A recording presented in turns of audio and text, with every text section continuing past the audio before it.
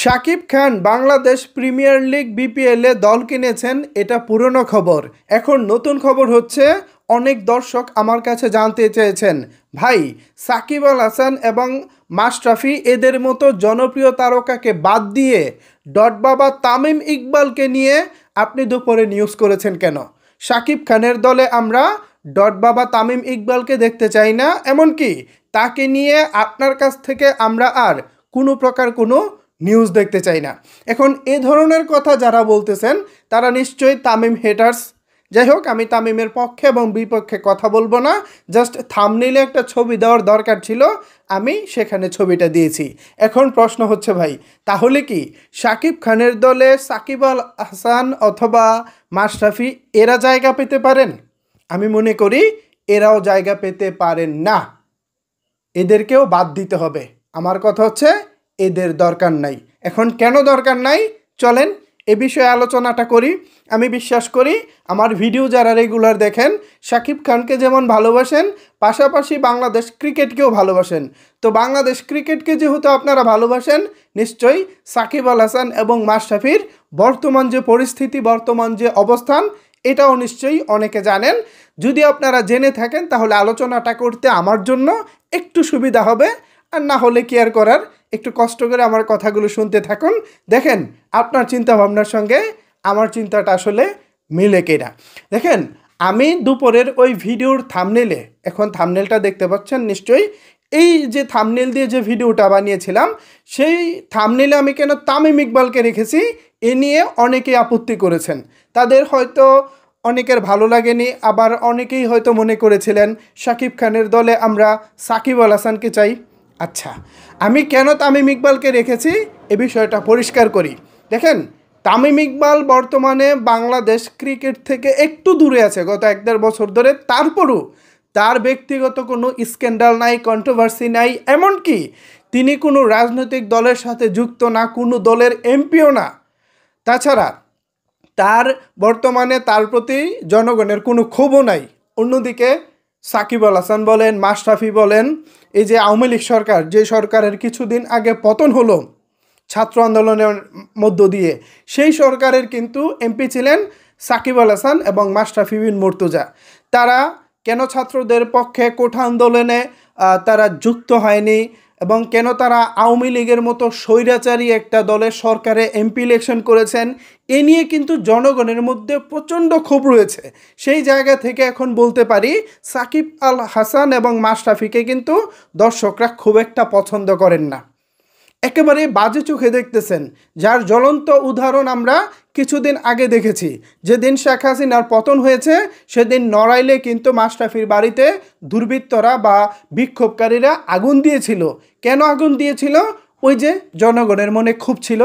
এখন যেই দুইজন মানুষকে নিয়ে জনগণের মনে ক্ষোভ রয়েছে, সেই দুইজন মানুষকে নিয়ে শাকিব খান টিম বানাবেন বা শাকিব খান টিম কিনেছেন সেই নিউজ করব, এটা আপনারা ভাবলেন কি করে? আমি তো শাকিব খানকে বিতর্কিত করতে পারি না, কারণ তিনি তো এখনো পর্যন্ত যেভাবে এগিয়ে যাচ্ছেন, কোনো বিতর্ক আজও পর্যন্ত তিনি করেননি। একটি বিতর্ক হয়তো মানুষ বলতে পারেন যে ভাই এটা করেছেন, বিয়ের ব্যাপারটা এটা তার পার্সোনাল ম্যাটার, আমি সেখানে যাব না। আমি যাব তার কাজের ব্যাপারে। তার কাজের ব্যাপারে কিন্তু এখনো পর্যন্ত আপনারা এমন কোনো স্ক্যান্ডাল পাবেন না যে বিষয়টি নিয়ে আপনি শাকিব খানের দিকে আঙুল তুলতে পারেন। তো শাকিব খান যেহেতু প্রথমবারের মতো তিনি বাংলাদেশ প্রিমিয়ার লিগ বিপিএলে দল কিনেছেন, আমি অ্যাজ এ শাকিব খানের ওয়েল উইশার হিসেবে, একজন শুভাকাঙ্ক্ষী হিসেবে, আমি সবসময়ই চাইব শাকিব খানের কেরিয়ারে যেন কোনো প্রকার কোনো কালো দাগ না পড়ে। ঠিক সেই জায়গায়, সেই কারণেই দুপুরের ওই ভিডিওতে সাকিব আল হাসান অথবা মাশরাফিকে রাখিনি। আপনারা জানেন যে বর্তমানে জনপ্রিয়তার দিক থেকে নিঃসন্দেহে মাশরাফি এবং সাকিব অনন্য এক উচ্চতায় রয়েছেন। অন্যদিকে তাদের পরের অবস্থানটাই কিন্তু তামিম ইকবালের।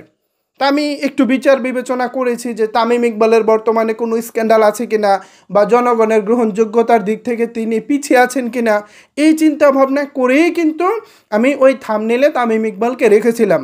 কিন্তু তারপরও অনেকে প্রশ্ন করেছেন, ভাই এই ডট বাবা তামিম ইকবালকে দেখে আমাদের মেজাজ গরম হয়ে গেছে, আমরা তাকে দেখতে চাই না। তাইলে ভাই কাকে দেখতে চান? এই বিতর্কিত দুজনকে, যারা বর্তমানে আত্মগোপনে রয়েছেন তাদেরকে, এখন তাদেরকে দলে নিলে তাদের দলে নেওয়ার কারণে শাকিব খানের উপরে জনক্ষোভ তৈরি হবে না, এই গ্যারান্টি কি আপনারা দিতে পারেন? এছাড়া বর্তমানে বাংলাদেশে আর বড় সেলিব্রিটি কে আছে? নাজমুল হোসেন শান্ত? মোটেও না। মাহমুদুল্লাহ রিয়াদ? মোটেও না। মেহেদী হাসান মিরাজ? না। মুশফিকুর রহিম? না। তারা মোটেও টি-20 সুলভ জনপ্রিয় কেউ না।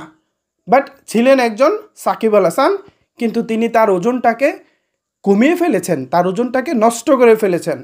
দ্যাটস ওয়াই তাকে এখানে রাখতে পারিনি। এই হচ্ছে গিয়ে মূল বিষয়টা। তো আমি পার্সোনালি এই কারণেই সাকিব আল হাসান এবং মাশরাফিকে শাকিব খানের দলে চাই না।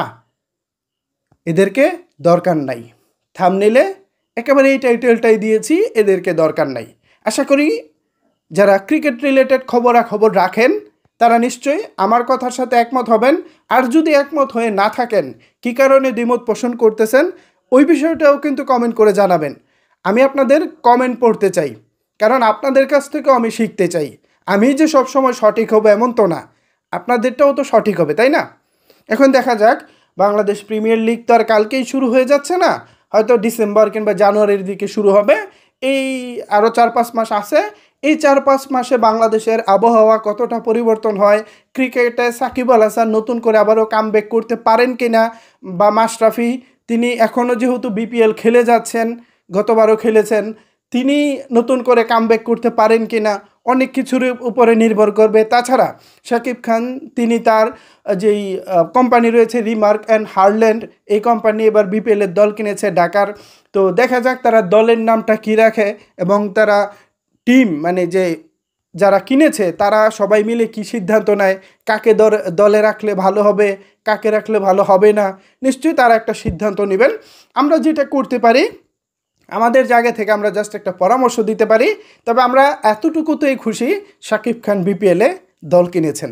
আমরা সবসময় চেয়েছি, কলকাতা নাইট রাইডার্সের যেমন মালিক ছিলেন হচ্ছে শাহরুখ খান, মানে মালিক আছেন ছিলেন শাহরুখ খান, ঠিক তেমনই করে আমাদের বাংলাদেশ প্রিমিয়ার লিগ বিপিএলেও শাকিব খানের একটি দল থাকবে, এবং সেই দলটাকে নিয়ে আমরা যারা সাকিবিয়ান আছি, শাকিব খানের শুভাকাঙ্ক্ষী আছি, আমরাও আনন্দ করতে পারবো, সাপোর্ট করতে পারবো। পাশাপাশি প্রিয় নায়ককে স্টেডিয়ামে দেখব, তিনি তার প্রিয় দলকে সাপোর্ট করতে এসেছেন। এটাই তো আমাদের জন্য আনন্দের, তাই না? আমরা তো এর চাইতে বেশি কিছু চাই না। সো আশা করি সব কিছু খুব সুন্দরভাবেই হবে। বাংলাদেশ প্রিমিয়ার লিগ শাকিব খানের হাত ধরে বা শাকিব খানের আগমনের মধ্য দিয়ে নতুন এক বার্তা পাবে, নতুন এক জীবন পাবে।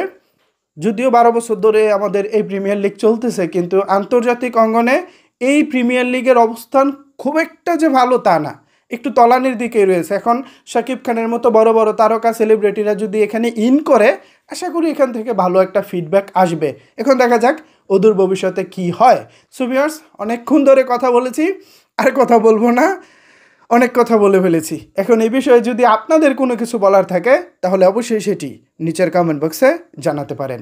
ধন্যবাদ সবাইকে সম্পূর্ণ ভিডিওটি দেখার জন্য।